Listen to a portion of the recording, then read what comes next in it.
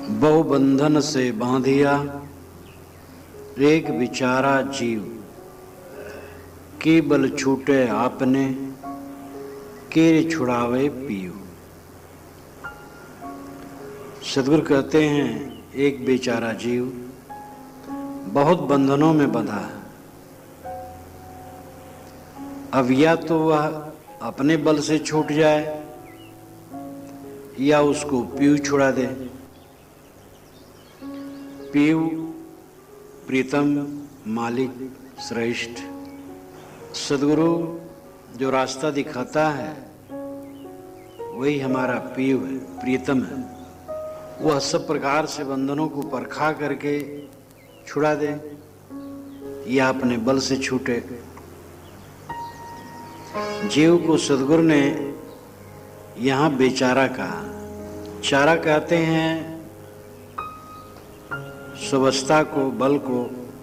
बेउपसर्ग है, ये फारसी भाषा का शब्द है। बेचारा जो शक्ति रहित है, निर्बल है, अपने आप को भूल गया है कि मैं शक्तिमान हूं। अज्ञान और आसक्ति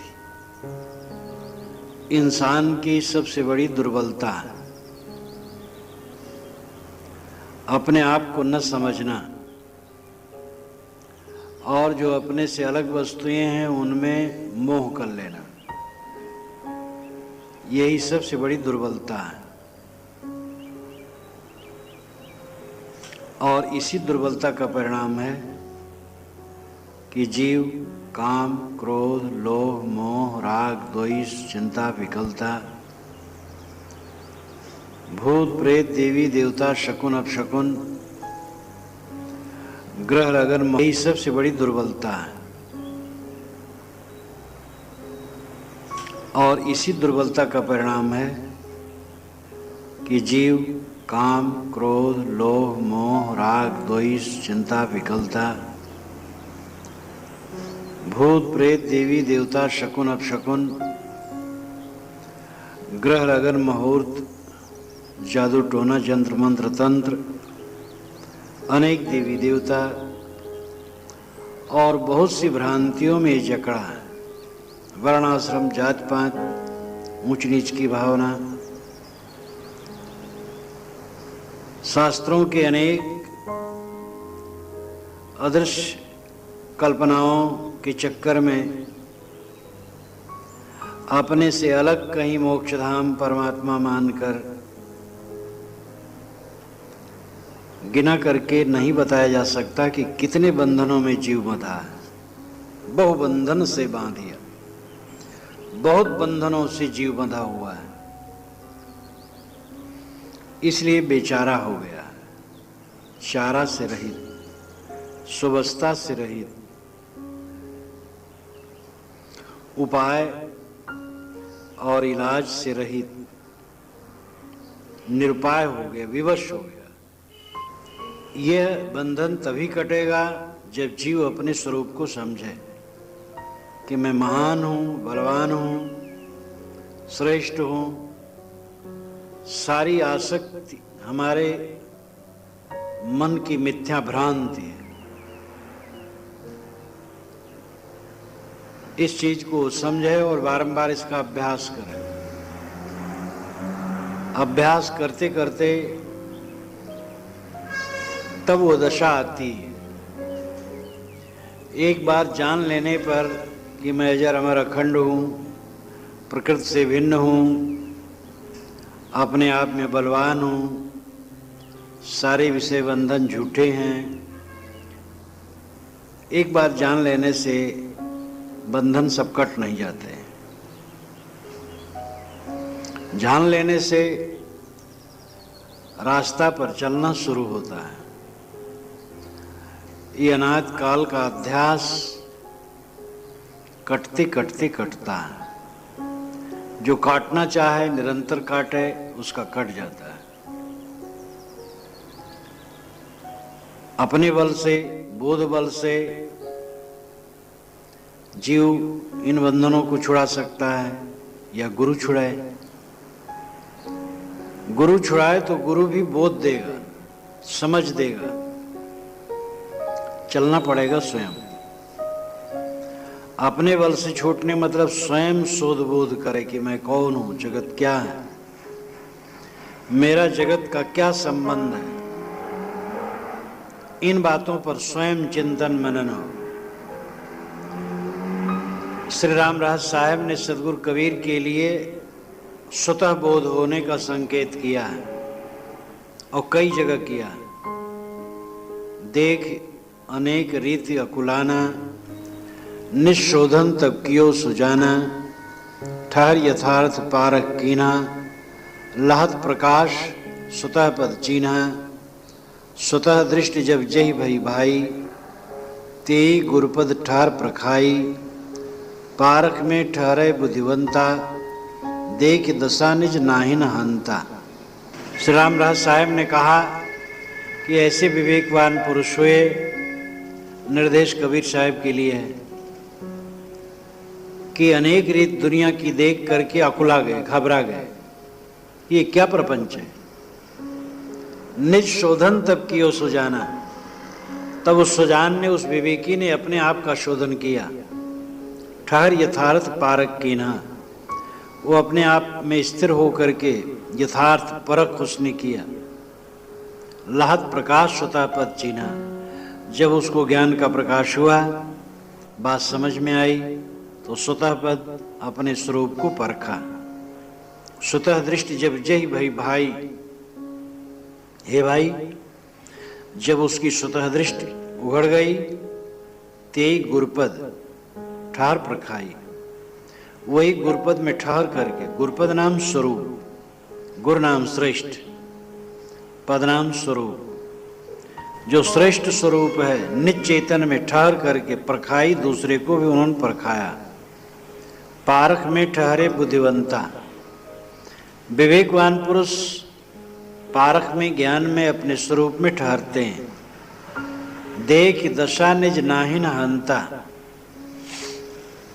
वो अपनी दशा को देखते हैं, अपनी स्थिति को देखते हैं, वे अपने आप को सारे विकारों से अलग कर लेते हैं। नाहिन हंता, उनको दृश्य पदार्थों का अहंकार नहीं रह जाता है।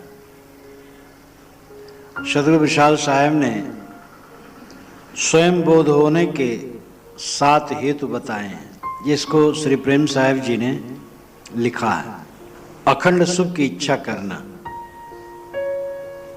मनुष्य के मन में अखंड सुख की इच्छा होती है। दूसरी बात, दुख में कष्टित होना।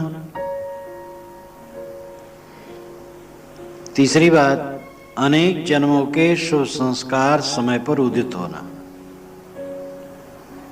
चौथा, विषयों में सुख मानकर भोगते हुए बार बार असंतुष्ट रह जाना। पांचवा, मोक्ष की इच्छा करना।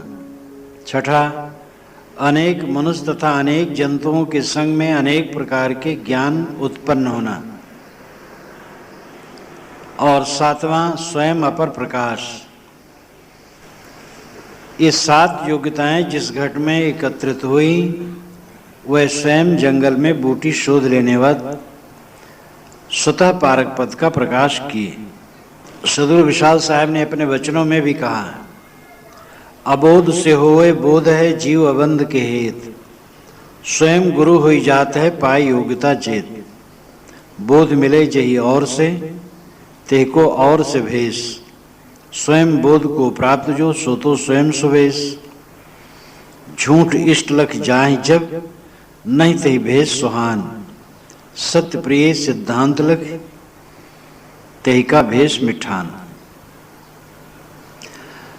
शोधन करते करते स्वयं अपनी दृष्टि अपने तरफ आ जाना, ये दुनिया में किसी किसी को हो सकता है।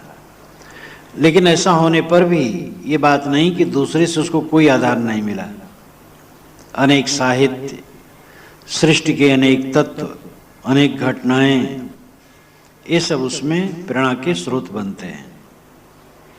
श्रीमद् भागवत में भी ये बात कही गई है, प्रायण मनुजालोके लोक तत्व विचक्षणा, समुद्रंते आत्मानम आत्मनैवा शुभाशयात्।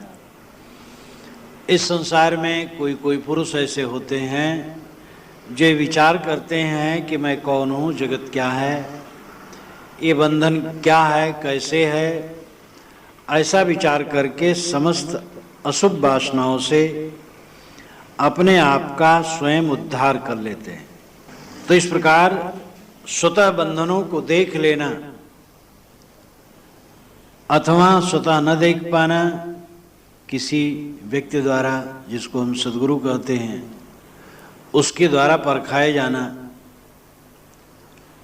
वैसे तो अहंकारी जीवात्मा बहुत घूमते रहते हैं कि हम स्वयं गुरु हैं, लेकिन वो दंभी है। दुनिया में कभी कभी ऐसी घटना घट जाती है कि स्वतः बोधवान कोई होता है, नहीं तो प्रायः सद्गुरु द्वारा ही रास्ता मिलता है। जिनको स्वतः बोध कहा जाता है उनके बोध में भी अनेकों कारण होते हैं। तो साहब कहते ये जीव बेचारा बहुत बंधन में बंधा है।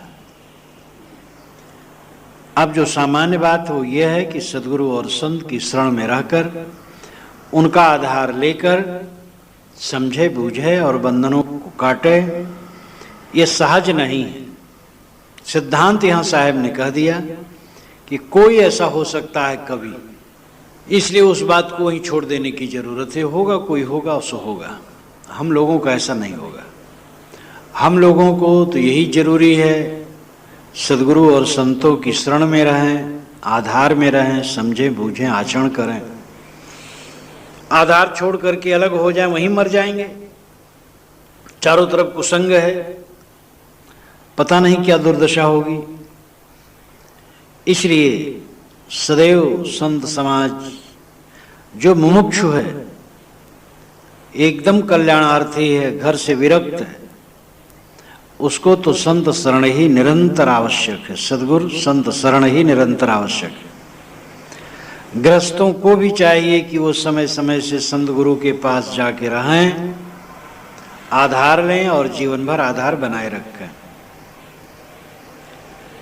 जीव मत मारो बापुरा, सबका एक प्राण, हत्या कबहु न छूटी है, जो कोटिन सुनो पुराण। जीव घात ना कीजिए, बहुर लेतवे कान, तीरथ गए न बाची हो, जो कोट हीरा देव दान। जीव मत मारो बापुरा, जीव को मत मारो। बापुरा बेचारा का ही ये पर्याय है। ये बापुरा जीव को, बेचारे जीव को मत मारो। सब दुख रूपी देह को लिए चल रहे हैं। तुम स्वयं दुख की खान में बैठे हो तो दूसरे को दुख देने कैसे सोचते हो? तुम्हारे शरीर में कांटा चुभचाए तलफला जाते हो, कैसे तुम दूसरे के ऊपर छुरी बंदूक उठाते हो? जीव मत मारो बापुरा, ये बेचारे जीवों को मत मारो। सबका एक है प्राण, सबका प्राण एक समान है। जैसे तुम्हें प्राण प्रिय है तैसे दूसरे को भी प्राण प्रिय है। हत्या कबहु न छूटी है, जो कोटिन सुनो पुराण। चाहे करोड़ों पुराण सुनो, लेकिन हत्या का पाप छूटेगा नहीं, भोगना पड़ेगा। लोग मान बैठे हैं कि पुराण सुन ले तो सब पाप कट जाता है। साहब कहते ये सब धोखा है। जीव घात ना कीजिए, बहुर लेतवे कान। जीव का घात न करो। घात कहते चोट करना, हत्या करना। बहुर लेतवे कान, बहुर यानी लौट कर वे कान लेंगे, बदला लेंगे। पुनर्जन्म सिद्धांत में माना जाता है कि जब हम किसी को मारते हैं तो अगले जन्म में वो हमें मारता है। अगले जन्म में वो हमें मारे या न मारे, लेकिन जो हम कर्म करते हैं वो कर्म का फल तो भोगना ये पक्का है। अपना कर्म का फल भोग कहीं जा नहीं सकता है। जैसी करनी वैसी भरनी, एक्शन टू रिएक्शन, ये भौतिकवादी भी मानता है। इसलिए कर्म का फल भोग भोगना है। तीर्थ गए न बाँची हो, तुम समझो तीर्थ में चले जाएंगे कट जाएगा, बिल्कुल बेकार है। जो कोट हीरा देव दान, करोड़ों हीरे रत्न इत्यादि का दान करो तो भी पाप न कटेगा। तीर्थों की कल्पना ऐसी कर ली गई है कि वो सारे पाप काट देते हैं। चाहे जैसे रहो, चाहे जैसा करो, तीर्थ में चले जाओ, सब पाप खत्म। ये मन का धोखा है। कर्म सुधारो, कर्म सुधारने की जरूरत है। तीर्थ गए 3 जना, चित चंचल मन चोर, एको पाप न काटिया लादिन मन 10 और। तीर्थ गए तिब्बही मुए, जोड़े पानी नहाए, कहीं कबीर सुनो संतो राक्षस हुए पछताए। तीर्थ भई बिस बेलरी, रही जुगन जुग छाए, कबीरन मूल निकंदिया कौन हलाहल खाए। तीर्थ गए 3 जना, 3 जने तीर्थ में गए। चित चंचल मन चोर, चित्त के चंचल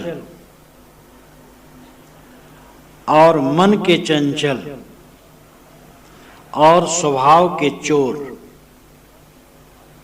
ये 3 गए तीर्थ में। एक पाप तो काट नहीं पाए, लादिन मन 10 और, 10 मन पाप और लाद लिए। 10 मन साहब क्यों गए? ये 10 इंद्रियां हैं, इनको और चंचल करके लौट आए। और क्या किए? पाप काटने के लिए गए थे, इसलिए पेट भर पाप किए। तीर्थ में जाकर के नहा लो, सब पाप कट जाएगा। ये कहानी तो बड़ी रोचक है कि गंगा में लोग स्नान करने आ रहे थे, ट्रेन में बैठे, एक संत भी वहां बैठे थे। तो जो स्नानार्थी थे सिगरेट निकाल के पीने लगे। महात्मा ने कहा कि अगर आप स्नानार्थी हैं तो नशा का सेवन न करें। उन्होंने कहा आप इस नशे में पड़े, हम तो शराब भी पीते हैं। कहे तो क्या मतलब हुआ फिर तीर्थ में जाने का? यही तो मतलब है। साल भर जितना हम लोग पाप करते हैं, एक बार गंगा में नहा लेते सब कट जाता है। महात्मा ने जाकर के गंगा से पूछा। गंगा ने कहा अगर मैं पाप रखूं तो भस्म हो जाऊं। सारा पब्लिक का पाप गंगा सागर भेज देती हूं, मेरी धारा गंगा सागर में जाके मिलती है और सारा पाप वहीं खत्म हो जाता है, उसी में डूब जाता है।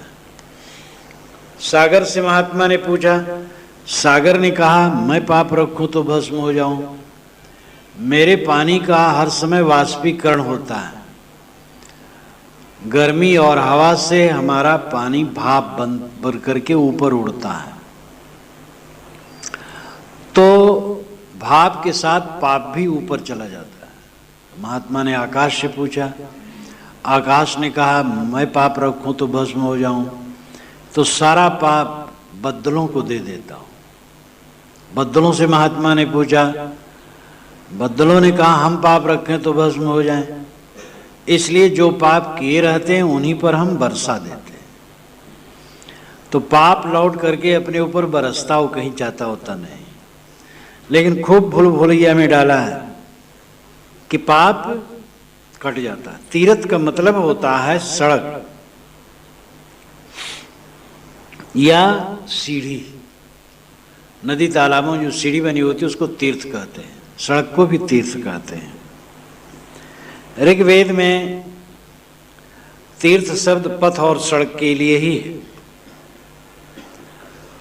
संस्कृत कोशकार ने तीर्थ को, तीर्थ का अर्थ मार्ग, सड़क, रास्ता, घाट माना है।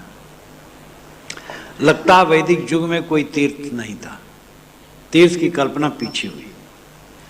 जहां नदियों का संगम, जैसे प्रयाग, जहां जलप्रपात हो, जहां विचित्र स्थित हो, जंगल, पर्वत, पानी, स्वच्छ जगह, ऐसी जगहों में लोगों ने तीर्थ की कल्पना की।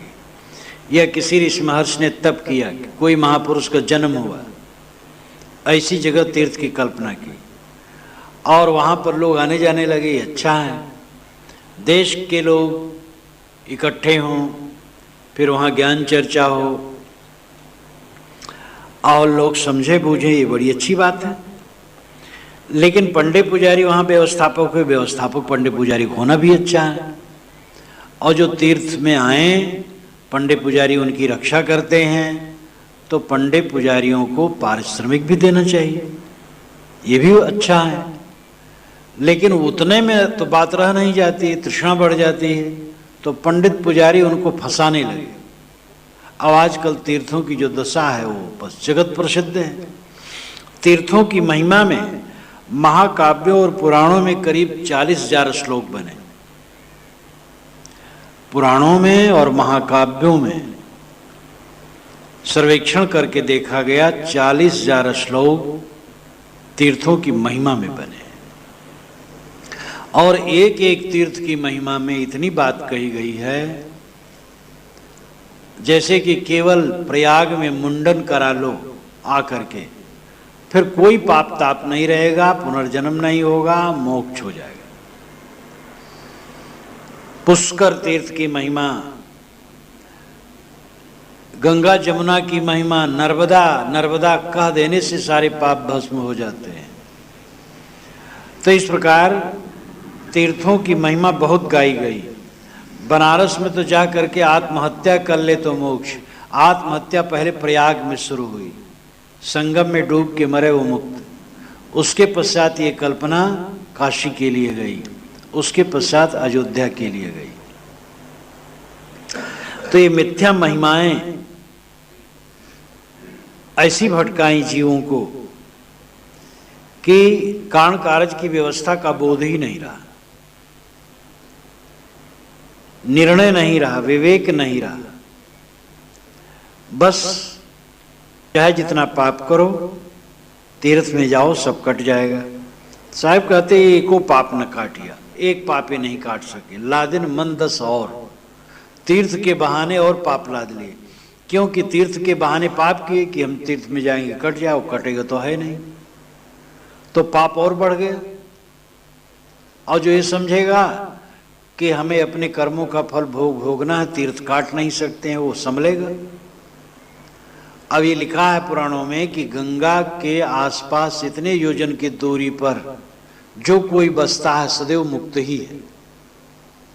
तो भला काशी वाले, प्रयाग वाले, कानपुर वाले, ऋषिकेश, हरिद्वार वाले और भी ऐसे गंगा किनारे किनारे जितने गांव हैं, ये क्यों डरे पाप से?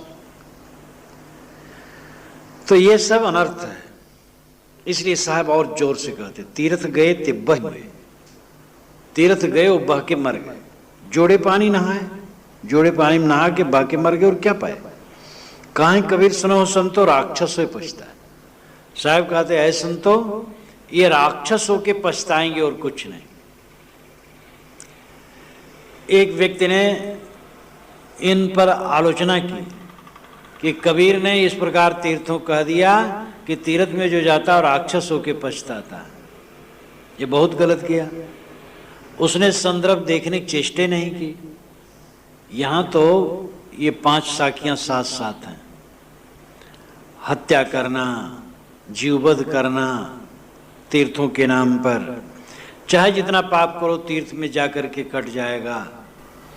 इस प्रकार जिसके मन में धारणा है वो राक्षस नहीं होगा तो क्या? राक्षस नहीं, तामसी जो नहीं। हत्यादि कुकर्म किया तीर्थ के बल पर और वो कटने वाला है नहीं, तो उसको राक्षस तो होने पड़ेगा, तामसी जोन में जाना ही पड़ेगा, सिंह भेड़िया होने पड़ेगा। तो इसलिए ये जो कथन है अतिशयोक्ति नहीं है और ये कोई खंडन नहीं है, वास्तविकता।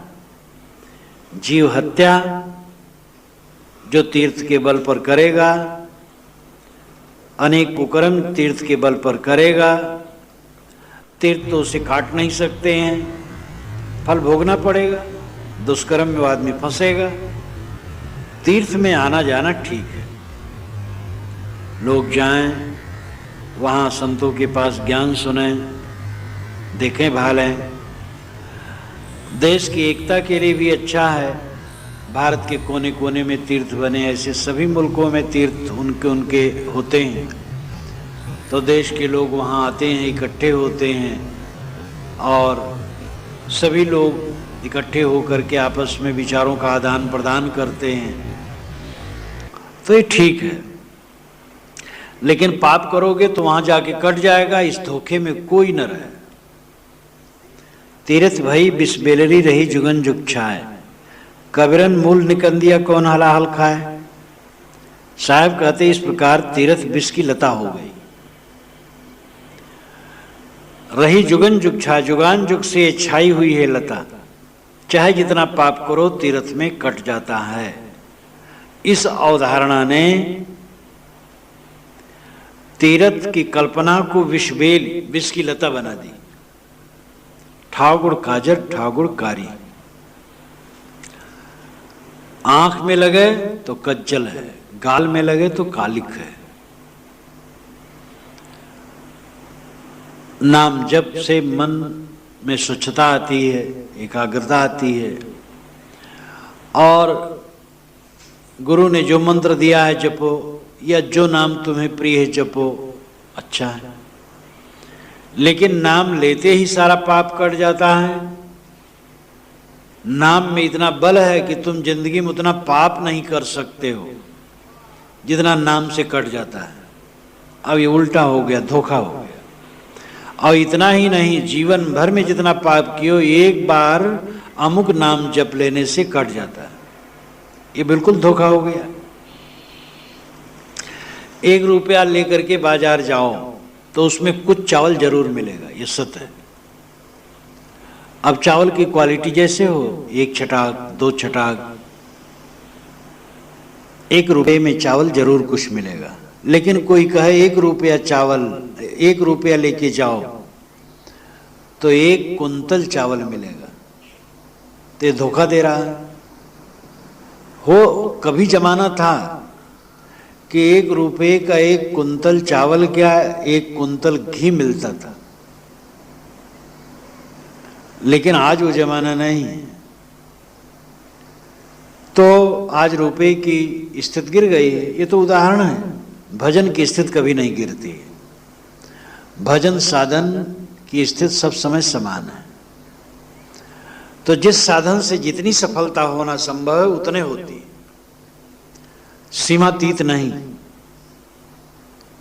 तीर्थ भई विष बेलरी, ये तीर्थ विष की लता हो गई, रही जुगन जुग छाए, जुगान जुग से छाई हुई है। कबीरन मूल निकल दिया कौन हलाल खाए।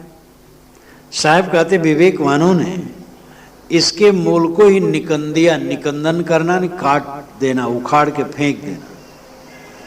कबीरन, यहां कबीरन विवेकवान है, बहुवचन में, कबीर से कबीरन बहुवचन है। विवेकवानों ने इसकी जड़ ही खोद करके फेंक दी। कौन हलाल खाए, कौन जहर खा के मरे। तीरथ के बल पर कौन पाप करे।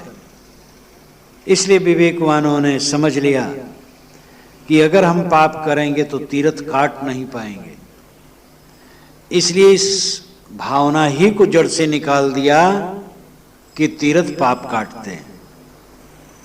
तीरथ हमारे महापुरुषों की स्मृति दिलाते हैं, वहां आना जाना चाहिए, घूमना फिरना चाहिए। लेकिन वो पाप काट देते हैं, झूठी बात है। कबीरन मूल निकंदिया, विवेकवानों ने इस लता की जड़ ही को उखाड़ फेंक दिया। जी ये धारणा थी कि तीर्थ से सारे पाप कटते हैं, इस धारणा को निकाल दिया। कौन हलाल खाए। 40,000 श्लोक तीर्थों की महिमा में बने, और हिंदी के कवियों ने भी खूब लिखा। इस प्रकार ऐसा तो हुआ जरूर, लेकिन तीर्थ वाले ही तीर्थ से घबराए। बड़ी महिमा करने वाले स्वयं घबराए उसके पाप को देखकर। तब कहा सत्यम तीर्थम क्षमा तीर्थम, तीर्थानाम उत्तमम तीर्थम विशुद्धर मनसः पुनः जायन्ते चा म्रियन्ते चा जलेस्यैव जलौकसः न चा गच्छन्ति ते स्वर्गमपि विशुद्ध मनोमलाः। दानमिज्जा तपः शौचम तीर्थसेवा श्रुतम तथा सर्वाणि तानि तीर्थानि यदि भावना निर्मला। सत्य तीर्थ है, क्षमा तीर्थ है, इंद्रिय संयम, दया, ऋजुता, दान, आत्मनिग्रह, संतोष, ब्रह्मचर्य, मृदुवाणी, ज्ञान, धैर्य, तप, ये सब तीर्थ हैं। और सबसे ऊंचा तीर्थ मन की शुद्धि। जितने भी कपटाचारी, दुराचारी, प्रपंची, क्रूर हैं, वे स्नान करके नदियों में, तीर्थों के कैसे पवित्र हो जाएंगे? मछलियां हर समय जल में रहती हैं, लेकिन कितना धो उनका वास जाता नहीं। इसलिए शुद्ध मन ही तीर्थ है, स्वच्छता ही तीर्थ है, विद्या तीर्थ है, तप तीर्थ है।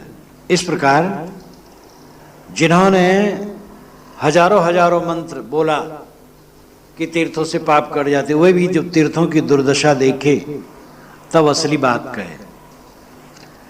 गोस्वामी जी ने कहा, आकर चारि जीव जगहि काशी मरत परम पद लाए।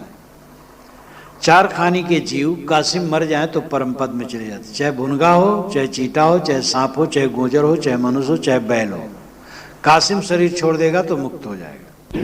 जो गति अगम महामुनि गावई तो पुर कीट पतंगहु पावई। जो रामेश्वर दर्शन करिहहि सो तनु तज मम लोक सिधरी।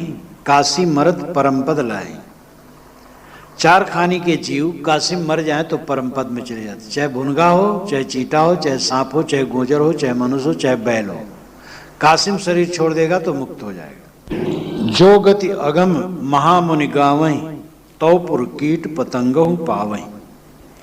जो रामेश्वर दर्शन करिहहि सो तनु तज मम लोक सिधरिहहि। जो गंगा जल आन चढ़ाई सो साइज मुकुट नर पाई। मम कृत सेतु जो दर्शन करही सो बिनु श्रम भवसागर तरही। चारि खानि जगजीव अपारा अवध तजेतन नहीं संसार। चारों खानी के जीव काशी मरे तो मुक्त। और मुनि लोग बहुत साधना तपस्या करके जो पद पाते हैं, काशी में वो कीट पतंग पा जाते हैं। जो रामेश्वर में जाकर के दर्शन करता है वो साइज मुक्त को पाता है, और गंगा जल आकर के अगर वहां चढ़ाए तो साइज मुक्ति मिलती है। और अगर रामेश्वर में जो पुल बांधा श्री राम ने, उस पुल का कोई दर्शन कर ले तो भवसागर तर जाएगा। चार खान के जितने जगत जीव हैं, अवध तजे तन नहीं संसारा, अयोध्यम शरीर छोड़ते हैं तो उनको संसार में नहीं आना पड़ता। महा झूठी बातें सब की सब। ये गोस्वामी जी ने कह डाला। लेकिन तीर्थों की दुर्दशा से जब वे घबराए, गोस्वामी जी स्वयं काशी में रहते थे, अयोध्या में रहते थे, तीर्थों की दुर्दशा से घबराए, तब उन्होंने कहा दोहावली में, सुर सदननी तीरथ पुरिन निपट कुकाज कुलाज। मनोह मवासे मारी कल राजत सहित समाज। तीर्थों में, पुरियों में और देव मंदिरों में महानिर्लजता के कुकर्म हो रहे।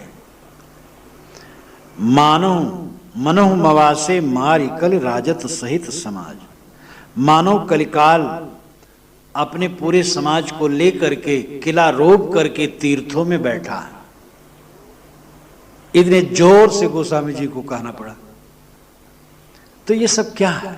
पूर्वापर का विचार न करना, जोश में बह जाना, कहीं कुछ कह देना, कहीं कुछ कह देना, रस्सी थोड़ा लबड़ी भरना, थोड़ा दहीनी भरना, बाईं और दाईं रस्सी भरते जाओ, जब उसको ऐठोगे तो कुल गोल हो जाएगा। निर्भ्रांत ज्ञान की जरूरत है।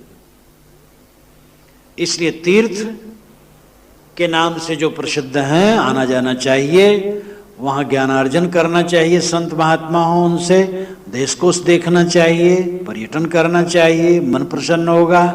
बस यही सब होता है। पाप करो ना, पाप कोई काट नहीं पाएगा, गुरु भी नहीं काट पाएगा। पाप करो ही मत, अगर हो गया है तो फिर न दोहराओ।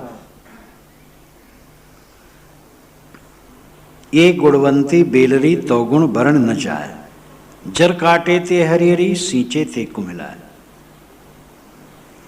ये गुणवंती बेलरी, हे गुणवंती बेलरी, तो गुण वर्ण न जाए, तुम्हारे गुणों का वर्णन नहीं किया जा सकता है।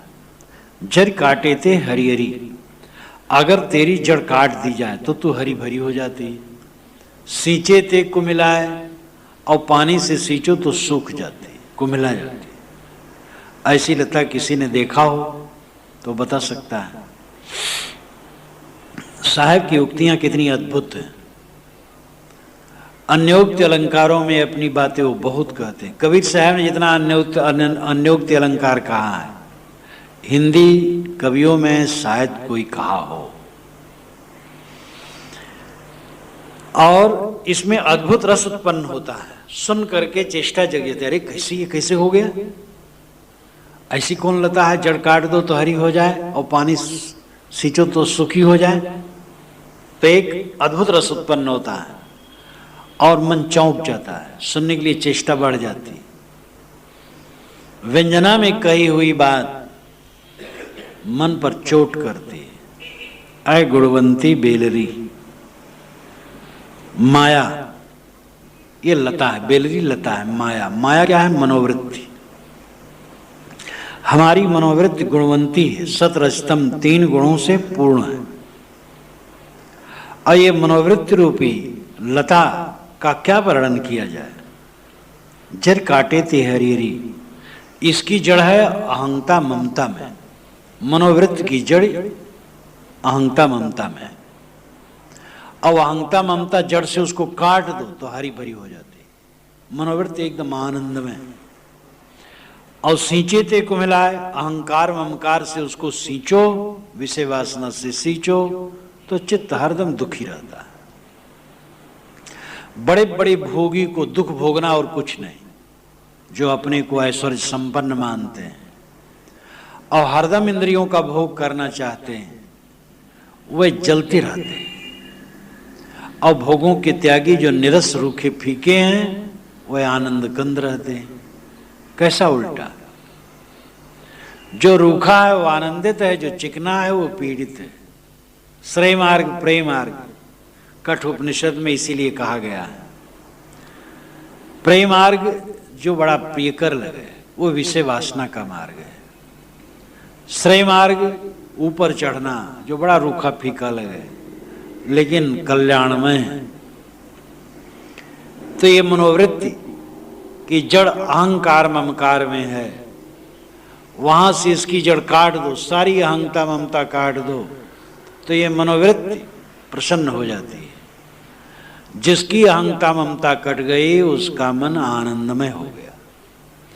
जीवन की सर्वोच्च उपलब्धि यही है,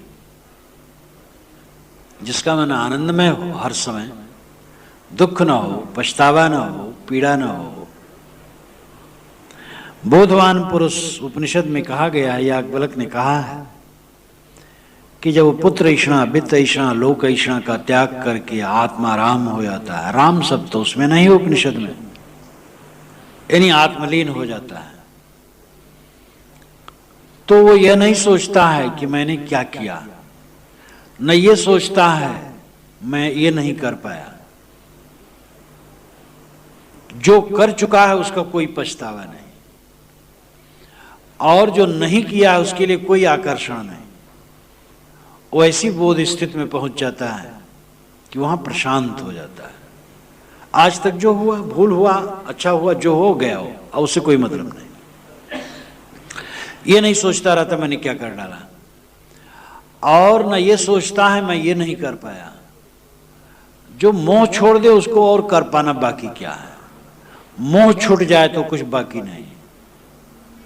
जो आत्मलीन हो जाए, यस्तु आत्मरत रेव स्यादात्म तृप्तश्च मानवः आत्मन्येव च संतुष्ट तस्य कार्यं न विद्यते।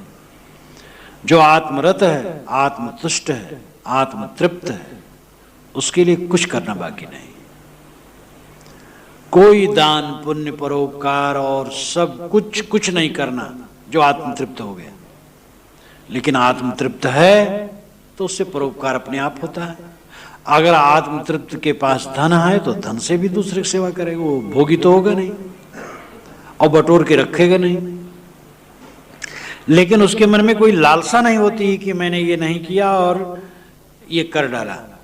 न कर डाले की चिंता है, न करने के लिए कोई लालसा है। वो एक वर्तमान में संतुष्ट है, पूर्ण काम में। तो अहंता ममता की जड़ जिसकी कट गई वह मनोवृत्ति आनंद में है। अब अगर अहंता ममता से मनोवृत्ति को सींचो तो कुम्हिला है। जितना अहंकार ममकार करो उतना जलो, जितना अहंकार ममकार से हटो उतना आनंद। बेली कुढ़ंगी फल भरो, फुलवा कुबुद्धि बसाए, और विनष्टि तुमरी तेरो सरो पात करुआ है। सदगुरु कहते हैं ये मनोवृत्त रूपी मायालता विपथ गामिनी है। बेल कुढ़ंगी, बेल लता कुढ़ंगी है, विपथ गामिनी है, दूसरे तरफ चलती है। इसलिए इसका फल बुरा होना ही है। फल बुरो, उल्टे मार्ग में चलेगा तो उसको बुरा फल होना ही है। जाना है दिल्ली और इलाहाबाद से पूरब जा रहे हैं तो उल्टा होना ही है, क्योंकि दिल्ली तो यहां से पश्चिम है और कुछ उत्तर कोण पर है। तो बेल ये लता, ये मनोवृत्त रूपी माया लता कुडंगी है, गलत तरीके से विपथ गामिनी है, इसलिए फल बुरो, उसका फल बुरा है। फुलवा कुबुद्धि बसाए, क्योंकि कुबुद्ध रूपी फूल पहले से दुर्गंध देते हैं। फुलवा कुबुद्धि बसाए, फूल से फल होता है और कुबुद्धि का फल फूल है। कुबुद्ध की दुर्गंधी पहले है तो फल कैसे अच्छा होगा? फूल से फूल में फल लगते हैं और फूल ही खराब है तो फल कहां से आएगा? कुबुद्धि का फूल है तो फल बुरा होना ही है। और विनष्टि तुमरी, साहब कहते हैं कड़वी तुमड़ी माया, जहां से तेरा आरंभ होता है तो उस जीव का ही पतन करती है। और विनष्टि है, और कहते शुरुआत को, छोर कहते आखिर को। और विनष्टि, जहां से तेरा जन्म होता है तो उसी का विनाश करती है। जीव ही मन को पालता है और जीव ही को मन परेशान करता है।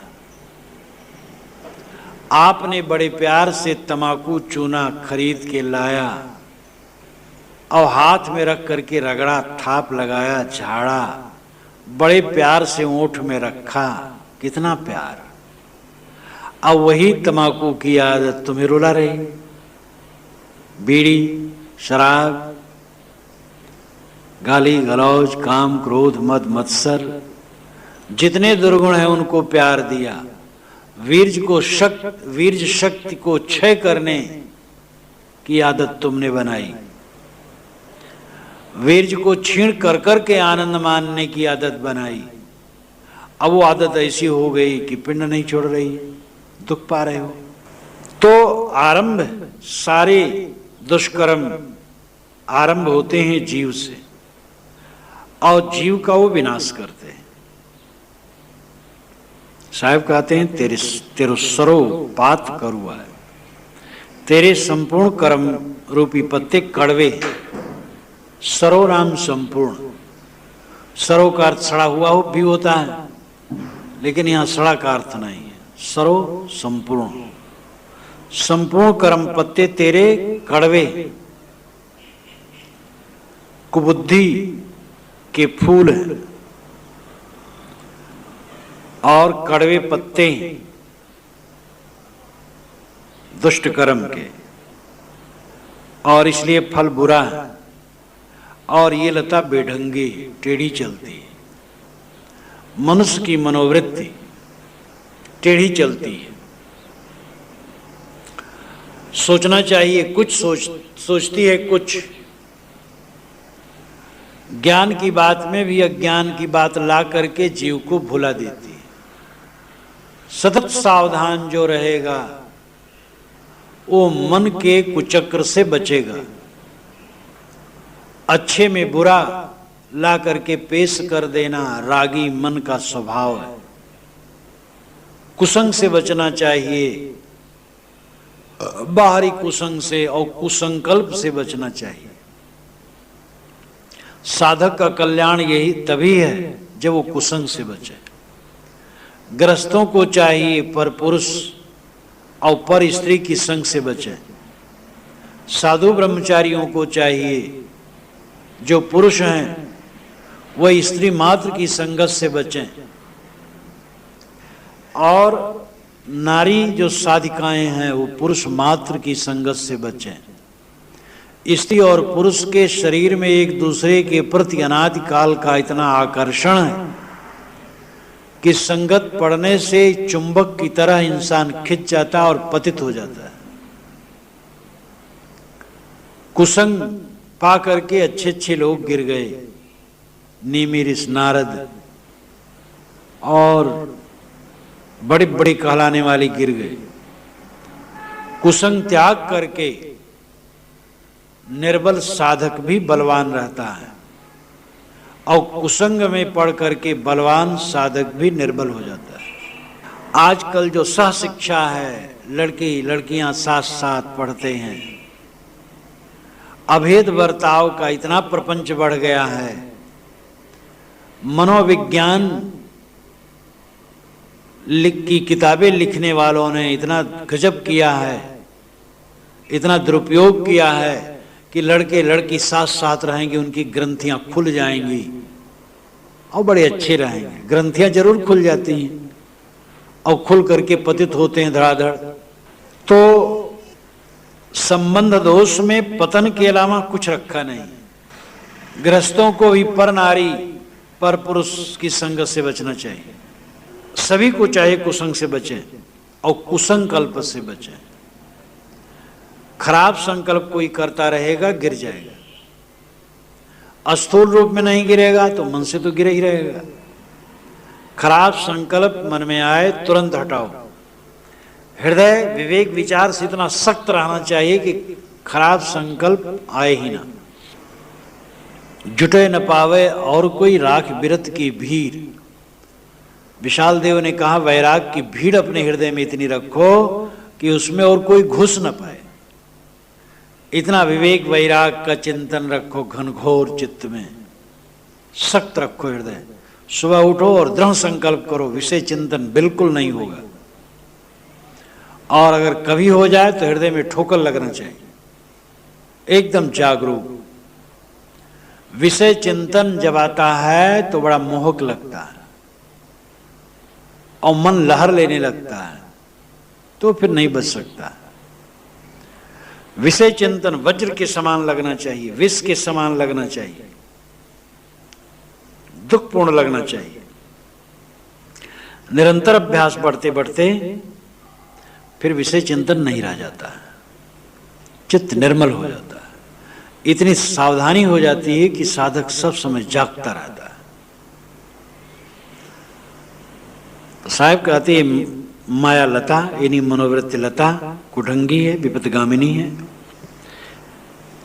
और कुबुद्ध रूपी दुर्गंधित फूल है, और उसमें बुरा फल लगता है, और इसके सारे कर्म पत्ते कड़वे हैं, इसलिए और विनष्टनी है। जहां से जन्म लेती उसी को दुख देती है। सुखित से के पाले तुम देते नित शूल, हमारे मन हमसे काहे प्रतिकूल। विशाल साहब ने कहा है कि सुखित से के राखे, हे मन हमने तुम्हारा सेवन किया, सुख के लिए तुम्हें पाल पाल के रखे हो, तुम देते नित शूल, तुम रात दिन हमें सूल देते हो, हम तुम्हें पालते हो, तुम हमें सूल देते हो। तो मन से सजग खबरदार रहो भाई, मन से खबरदार रहो। संतों की वाणियों में तो खूब मसाला है, उसका मनन करे, आचरण करे, तब तो कल्याण हो। पानी ते अति पातला, धुआं ते अति छीन, पवन होते उतावला, सो दोस्त कबीरन कीन। साहब नाम नहीं लेते हैं और बात सब कहते जाते हैं। पानी से बहुत पतला और धुआं से बहुत छीन और पवन से बड़ा चंचल, ऐसे तत्व से मनुष्यों ने दोस्ती की है। और कौन तत्व है समझो? मेरे 4 पैर हैं, मेरी पीठ पर सैकड़ों छेद हैं, लोग मुझ पर विश्राम करते हैं, मुझ पर बैठते हैं, बताओ मैं कौन हूं? तो कहे खटिया। बुझौल, गांव में बुझौल बच्चे कहते रहते हैं एक दूसरे से, कवि साहब बुझौल खूब कहते हैं। बुझौल कहने से अगले आदमी का दिमाग खुलता है, जरा वो भी दिमाग लड़ा है। पानी ते अति पातला, पानी से भी अत्यंत पतला और धुआं से अति छीन, पवन होते उतावला, हवा से भी बड़ा चंचल, वो है मन। दोस्त कबीरन कीन, जीवों ने, मनुष्यों ने उससे दोस्ती की है। चंचल मन से तुमने मित्रता की है, चंचल मन को रोकने की चेष्टा कभी नहीं की, उससे मित्रता कर ली, यानी चंचलता में मोह कर लिया। स्थिर होकर के बैठना बड़ा कठिन है, चंचल होने में आनंद है। कुछ देखो, कुछ सुनो, तमाकुए रगड़ करके जरा फांक लो तो थोड़ा गर्माहट आवे, नहीं तमाकू फांको तो जरा सुगनी ले लो और नाक में सुरक लो तो ताजगी आ जाए। और अगर कहीं एक बोतल शराब पी ले तो क्या पूछना है, स्वर्ग मिल जाए। आदमी ने अपने को चंचल बनाने में आनंद माना है। कुछ शरीर में जहर डालते रहो, आजकल तो हीरोइन और न मालूम क्या क्या वो इंजेक्शन लगाते हैं लोग, सुनता हूं जहर का, और उनके शरीर में एकदम काम वासना का प्रदीपन बना रहता है घंटों, और कहते हैं वीर क्षीण होता रहता है क्षण क्षण। क्या दुर्गति अपने शरीर की वो कर रहे हैं। तो आदमी अपने आप को चंचल करने में आनंद मानता है, बोधवान स्थिर करने में आनंद मानते हैं। यदा पंचावतिष्ठन्ते ज्ञानानि मनसा स बुद्धिश्च न विचेष्टत तामाहु परमाम गतिम। जब 5 ज्ञान इंद्रियां, मन और बुद्धि शांत हो जाते हैं, ये परम गति। जिसने अपनी इंद्रियों को, अपने मन को वश में किया, वो धन्य है। सदगुरु वचन सुनो संतो, मत लीजिए सिर भार, हो हुजूर ठाड़ का तो अब तय समर्थ संभार। हे संतो, सदगुरु के निर्णय वचनों को सुनो और उनका आचरण करो। मान्यताओं का बोझा अपने सिर पर मत ला, मत लीजिए सिर भार। हो हुजूर ठाड़ का तो, तुम खुद हुजूर हो, मैं खड़ा होके कह रहा हूं। अब तय समर संहार, अब तू इस समर में अपने को संभाल। समर कहते युद्ध को, संहार संभालना, मन से युद्ध ठाना है, अपने को संभाल ले। मान्यताओं का बोझा दिमाग पर मत ला। मेरी पत्नी, मेरे बच्चे, मेरा घर, मेरा द्वार, मेरी चाँत, मेरी पात, मेरी ये वो, ये सब व्यवहारिक, परमार्थ नहीं। तेरा इस दुनिया में कुछ भी नहीं, इसको समझ। मत लीजिए सिर भार, मान्यताओं का बोझा दिमाग पर मत लाद। सब मान्यताओं से निवृत्त हो जा, तू केवल तू है। तेरा केवल तू है, तेरा दुनिया में और कुछ नहीं। नास नामे नाहम, ये सांख्य दर्शन का महासूत्र है। एवं तत्वाभ्यासान नास्मि नामे नाहम इत्यपरशेषम अविपर्याद विशुद्धम केवलम उत्पद्यते ज्ञानम। और उसमें ये अंश काफी है, नास्मि नामे नाहम, ना मैं करता हूं, ना मेरा भोक्तृत्व है और न मेरा कर्म है, मैं सबसे निर्मल, अलग, अकेला हूं। सारी अहंता ममता को डाल दो और अपने आप में पूर्ण स्थित हो जाओ। हो हुजूर, साहब कहते तुम हुजूर हो, सरकार, सम्राट, महान। ठाड़ कहा तो मैं खड़ा होके कह रहा हूं, घबरा मत, मैं बता रहा हूं। मेरी बातों पर अगर विश्वास है तेरे को तो मैं सच कह रहा हूं। तो हुजूर है, सम्राट है, स्वामी है। अब तय समर संहार, मन के युद्ध में तो स्थित है, अपने को संभाल, मन पर विजयी हो।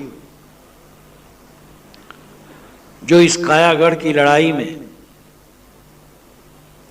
10 इंद्रिय और मन पर विजय प्राप्त कर ले, वह दुनिया में सर्वोच्च है। जीवन में कौन सफल है? जो अपनी इंद्रियों को और मन को अपने वश में किया, वो सफल है। और ये सब पानी की धारा के समान, सारा संबंध क्षीण हो जाएगा। आजकल में कुछ रहने वाला नहीं, सब खत्म हो जाएगा जो हम मानते हैं, बह करके पता नहीं कहां जाएगा। बड़े बड़े शूरवीरों और सम्राटों का एक कौड़ी भी कुछ नहीं रखा है कहीं। वही धन्य है जो अपने सम्राट चैतन्य को स्वरूप, चैतन्य स्वरूप को समझे। मेरा स्वरूप सम्राट है, चैतन्य, आत्मा। और मन पर विजय प्राप्त करके हम अपने आप में स्थित हो सकते हैं। साधक को चाहिए कि मन से सावधान हो, मन का सदैव दृष्टा बन करके रहे। उठते बैठते चलते फिरते सब समय मन को देखे और मन को निरस्त करके अपने स्वरूप में स्थित हो।